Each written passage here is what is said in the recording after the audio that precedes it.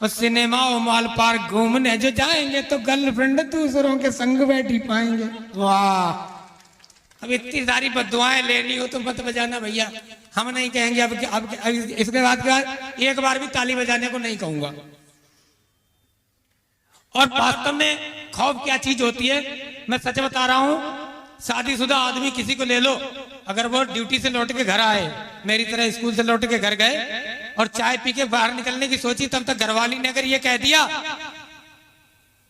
कहीं जाना मत, अभी थोड़ी बात करनी है आपसे, कसम से भाई साहब उसे एक सेंटेंस में जिंदगी के सारे कांड याद आ जाते हैं कि अब पता नहीं कौन सा तूफान आने वाला है। हमसे एक दिन हमारी घरवाली ने पूछा, बोली आप ये बताओ इतने साल 12-13 साल हो गए शादी को, आप हमारे लिए क्या कर सकते हो? मैंने कहा यार तुम हमारी पत्नी हो, तुम जो बताओ वो कर सकते हैं। बोली हमारे लिए शेर से लड़ सकते हो। मैंने कहा तेरी बुद्धि खराब हो गई क्या? शेर के सामने चला गया तो अगला कवि सम्मेलन हमारी यादगार में होगा। बोली अच्छा ठीक, शेर से नहीं लड़ सकते हो तो अपने मोबाइल का पासवर्ड बताओ। मैंने थोड़ी देर सोचा, फिर मैंने पूछा, मैंने कहा पहले ये बताओ वो शेर मिलेगा कहाँ?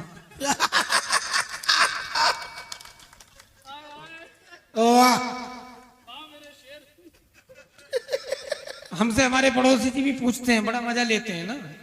हाथ से कभी की बड़ी दुर्दशा होती है भाई साहब। पड़ोसी जी हमारे बोले एक बात बताओ शुक्ला, तुम्हारे घर से शाम को बड़ी हंसने की आवाजें आती, क्या लफड़ा है? हमने कहा यार यहाँ जिंदगी झंडू ही पड़ी है, तुम्हें हंसने की पड़ रही है। बोले नहीं यार हम रोज सुनते हैं, लगभग तीसरे दिन तो कम से कम आ ही जाती है खूब हंसने की, तुम तो पति पत्नी दोनों के हंसने की आवाज आती है। मैंने कहा यार मेरा रोज झगड़ा होता है, तुम हंसने की बात कर रहे हो? बोले नहीं ये बताओ, बताना तो पड़ेगा। बोले तुम्हें जिससे सबसे ज्यादा प्यार हो उसकी कसम आज बता दो, क्यों हंसने की आवाज आती है? मैंने कहा हकीकत में झगड़ा हो रहा होता है। बोले फिर हंसते कैसे हो? हमने कहा वो किचन में से चिमटा फेंक के मारती है, मुझे नहीं लगता, मैं हंसता हूँ। फिर वो बेलन फेंक के मारती है, मुझे लग जाता, तभी वो हंसती है। ऐसे ही हंसते खेलते जिंदगी कटती है। वाह। और इधर बैठे हुए हैं युवा दादा, इनके लिए 4 लाइनें केवल रखता हूँ। स्वागत है। जो अभी इधर उधर प्यार व्यार के चक्कर में मत पड़ना, बड़ा जटिल विषय है ये। इसमें पड़ जाता है वो स्टूडेंट गारंटी से फेल होता है। कि नालायक निकम्मे पाजी, नालायक निकम्मे पाजी बेवकूफ, क्या क्या इस इश्क में बने नहीं हो। वाह। नालायक निकम्मे पाजी बेवकूफ, क्या क्या इस इश्क में बने नहीं हो।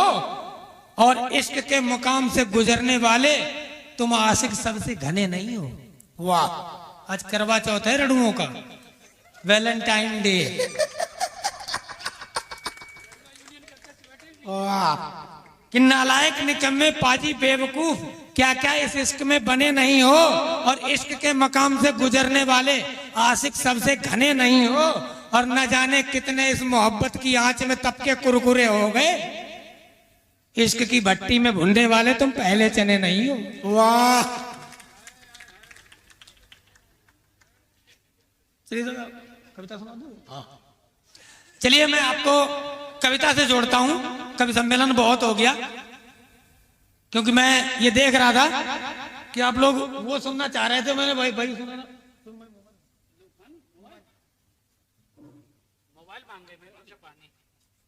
पानी तो हम जने कितनों को पिला देंगे, उसके बाद पिएंगे। कविता से जोड़ने की बात हो रही थी, क्योंकि मैं हास्य का कवि हूं। आपको ऐसी कोई कविता नहीं सुनाऊंगा जिससे आपके दिमाग पे जरा सा भी लोड पड़े, क्योंकि बात यह है कि दिमाग पर खाम में लोड तो आपके तब पड़ेगा जब मैंने दिमाग लगाया होगा लिखने में। यहां है ही नहीं तो लगाएंगे क्या? सीधे सीधे कविता से जोड़ता हूं कि हंसिएगा मत, ये कोई हंसने की बात नहीं है। वाह। हंसिएगा मत, ये कोई हंसने की बात नहीं है। और घरवाली से पार पाना सबकी औकात नहीं है। वाह। मैं घरवाली पे ऐसे नहीं लिखता हूं।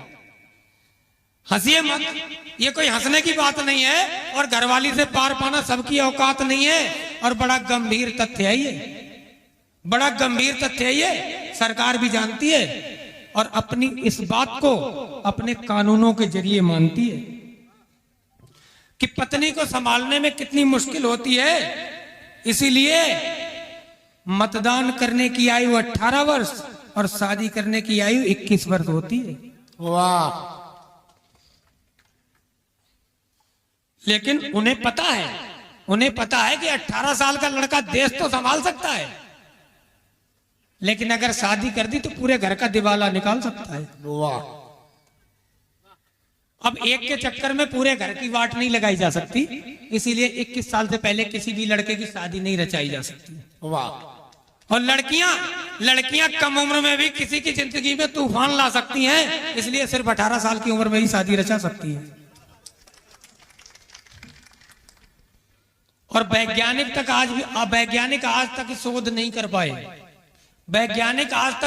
कर पाए, उनकी बुद्धि चकराती है कि फूलों सी नाजुक लड़की शादी होते ही चंडी जैसी रूप देवी कैसे हो जाती है। वाह। अब मोदी जी को देश संभालना था तो उन्होंने अपनी दिशा को मोड़ दिया।